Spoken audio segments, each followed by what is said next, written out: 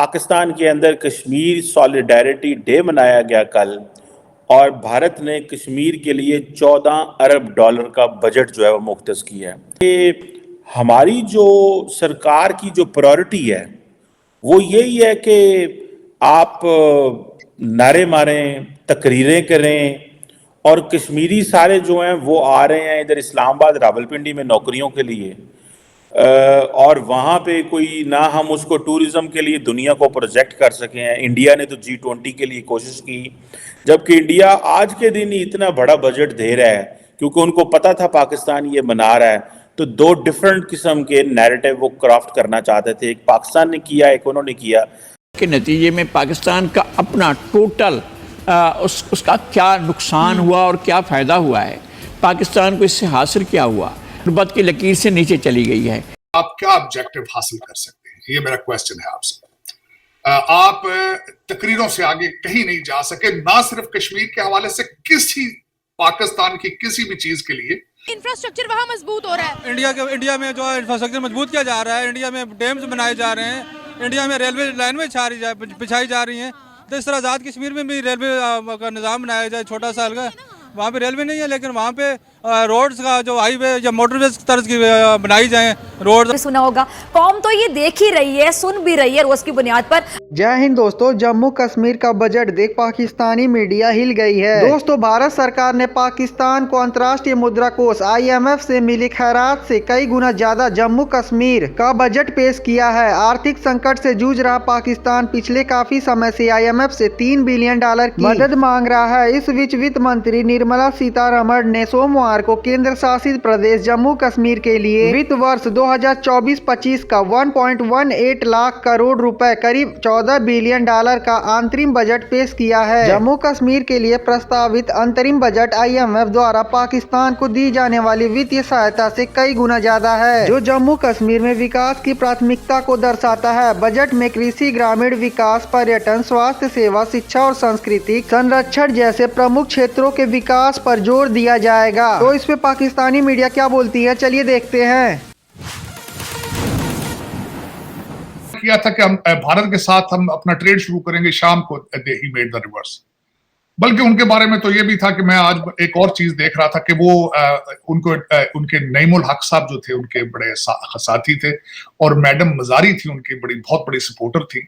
वो उनको यही एतराज थे कि वो कहते थे हम सारा दिन बैठ के कंसेंसस करते थे, मशवरे करते थे, लड़ के चीजें डिसाइड करते थे।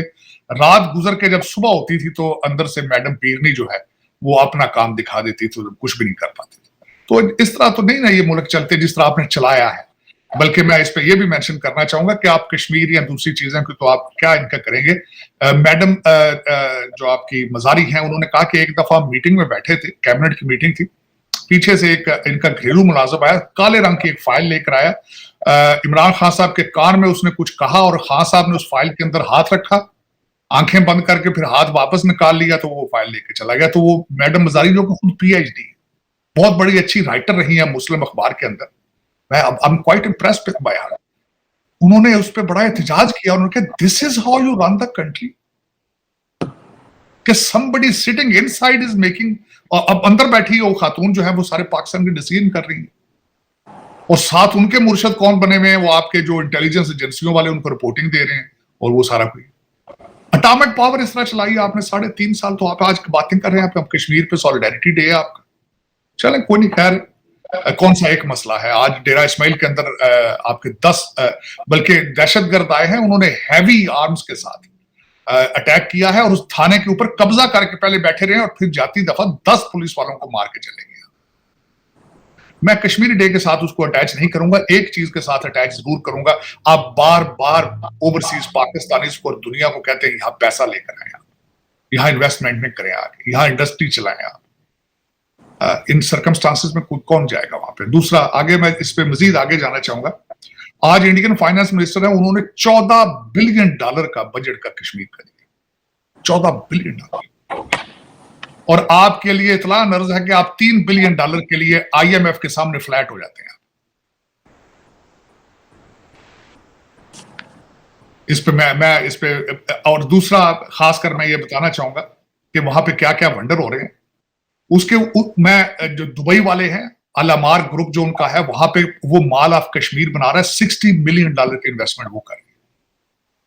उसके बाद जो वहां पे उन्होंने ब्रिज बनाया है जिसका नाम चिनाब ब्रिज है, 2024 में खुलेगा इसी साल। रेलवे का ऊंचा तरीन ब्रिज होगा, चिनाब से 359 मीटर्स हाई है और 29 meters higher than the Eiffel tower of Paris. किसी के मुंह से कोई निकल रही है बात कि किस तरह ये ठीक करना है सारा कुछ। और आज जिस तरह हम पहले बात कर रहे थे, किसी सियासी पार्टी ने आज कश्मीर का नाम नहीं लिया अपने जलसों में, और कल आखिरी दिन है इलेक्शनों का। अपने मैंडेट के अंदर इन्होंने 370 की धारा की बात की है इन्होंने, लेकिन आज तकरीरों में क्यों नहीं शामिल किया, क्या वजह है? और उसके बाद बल्कि एक और बात मैं भूल गया, कश्मीर के अंदर आज मैं, क्योंकि आप सॉलिडेरिटी डे मना रहे थे तो इस पे मैं कुछ एक दो आर्टिकल पढ़े। हर बूढ़े बंदे को 1000 से 1500 रुपया हर बूढ़े बंदे को दिया जाता है कश्मीर के अंदर। और उसके बाद जो जब इन्होंने 370 की धारा की थी, प्राइम मिनिस्टर डेवलपमेंट पैकेज के जरिए 53 प्रोजेक्ट्स इंट्रोड्यूस कराए गए थे जिनकी 58 करोड़ वैल्यू थी उस वक्त, जो कश्मीर के अंदर उन्होंने किया था। हुकूमत से एक मुतालबा भी है, जिस तरह हिंदुस्तान की हुकूमत वहाँ पे अपने इंफ्रास्ट्रक्चर को मजबूत कर रही है अपने मकबूजा इलाके में। मानते हैं कि इंफ्रास्ट्रक्चर वहाँ मजबूत हो रहा है? इंडिया में जो इंफ्रास्ट्रक्चर मजबूत किया जा रहा है, इंडिया में डैम्स बनाए जा रहे हैं, इंडिया में रेलवे लाइन में बिछाई जा रही हैं। तो इस तरह आज़ाद कश्मीर में भी रेलवे का निज़ाम बनाया जाए, छोटा सा हल्का। वहाँ पे रेलवे नहीं है लेकिन वहाँ पे रोड्स का जो हाईवे या मोटरवेज तर्ज की बनाई जाएँ रोड्स। और वहाँ पे एयरपोर्ट का मसला है, वहाँ पे आज़ाद कश्मीर में आज तक एयरपोर्ट कोई भी नहीं है जहाँ से हम सफ़र कर सकें। इस तरह की चीज़ इंफ्रास्ट्रक्चर बनाया जाए। एक्सीडेंट्स की तादाद जो है वो दिन ब दिन बड़े केसेस सामने आते हैं कि ये बंदा ऊपर से खाई से नीचे गिर गया, अमवात की तादाद बड़ी हो गई है ना। वहाँ पे रोड ये तो हुकूमत को चाहिए ना, हुकूमत तो अपने अल्ले तल्लों में लगी हुई है, उन्हें कोई तरीका नहीं है कि वो आवाम के लिए कुछ करें। ये आते हैं, पैसे कमाते और चले जाते हैं। इन सब चीज़ों में आप मानते हैं कि उन्होंने तरक्की की है? इसमें हम मानते हैं कि इंडिया ने बहुत तरक्की किया कश्मीर में। वहाँ पे मसला जदोजहद जारी भी है, लेकिन वहाँ पे फिर भी इंडिया अपना 88-75% बजट जो है वो कश्मीर पे खर्च कर रहा है, ताकि लोग उसका तारीफ करें और लोग उसे कहें कि हम इंडिया के साथ रहना चाहते हैं। तो कैसे पता? वहाँ पे हमारे रिलेटिव है, वहाँ पे हमें पता चलता है रोज के बाद। वहाँ कहते हैं लोग कहते हैं कि हमें वहाँ पे फ्री बिजली दी जाती है, वहाँ पे भी पानी दिया जाता है, वहाँ पे फ्री सहूलतें दी जाती है, राशन कार्ड जारी किए जाते हैं इंडिया की तरफ से। दिल्ली का वजीर आला जो है फ्री बिजली दे रहा है। वहाँ पे तकरीबन ज़्यादा से ज़्यादा सहूलतें दी जा रही हैं लोगों को, ताकि वो मसला जदोजहद ख़त्म करके अपना अमन की तरफ आएँ। ये उन्होंने खुद बताया आपको? हाँ, हमें खुद बताया लोगों ने, हमें पता भी, हम देखते भी हैं, हमें पता आते हमारे, क्योंकि हमारा तल्लुक उन लोगों के साथ है। तालीम कैसी है वहाँ पर? तालीम ताकि वहाँ पे ना मकबूजा कश्मीर में तालीम भी अच्छी दी जाती है वहाँ पे। हाँ, अच्छी हमसे बहुत बेहतर दी जा रही है।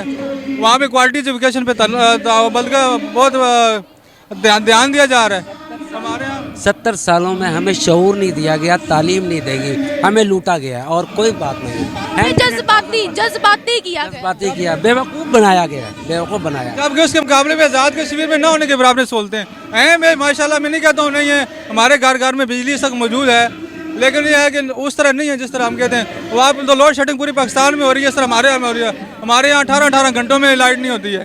आज़ाद कश्मीर जी हाँ, बाद इलाके में 18 घंटे लाइट नहीं होती है। एक तो बर्फानी इलाका है, दूसरा